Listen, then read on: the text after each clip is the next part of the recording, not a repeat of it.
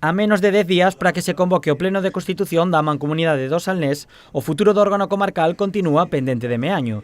Tras o expediente disciplinario que o PP provincial solicitou contra o alcalde Carlos Viéitez pola votación secreta que converteu o socialista Manuel Radío en representante do ente comarcal, agora a formación Meaño Independiente presenta un recurso contencioso administrativo en Pontevedra no que reclama que se repita a elección e se faga a man alzada. Dentro do noso punto de vista, o único que pedimos está claro na demanda, que se repita a votación e que a votación sea a man alzada.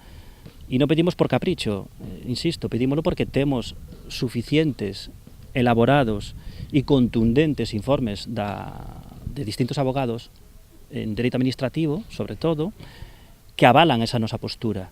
Os independentes piden a suspensión cautelar na Mancomunidade do Salnés dos representantes elixidos na votación. E que pedimos, ademais, que nesas medidas cautelares nin Manuel Radío, representante do PSOE, nin José Pérez, representante de Independientes, tomen posesión mentres non se pronuncie o xulgado.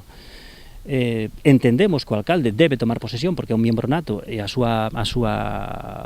seu posto está aí xa por ser alcalde en sí, pero tanto o posto de José Pérez como o posto de Manuel Radío deben quedar pendientes da decisión que adopte o xulgado. O líder da formación considera que detrás desta elección hai un pacto entre populares e socialistas co que están enganando aos veciños. Pero que non podemos tomar a veciñanza casi por tonta e vender que non hai un pacto, pactar unha alcaldía con un voto en contra que sabes o que vai a provocar, que a alcaldía do Meaño que lle regala ao Partido Socialista ao PP, pacto outra vez encuberto onde o PP non se postula para a mancomunidade e lle regala o voto da mancomunidade, o representante da mancomunidade, o PSOE, e para ocultar todo eso incluso un voto secreto. Segundo Pérez, o seu partido ofreceulle tanto a alcaldía como a mancomunidade aos socialistas, pero estes non quixeron nin negociar porque xa tiñan un acordo cos populares.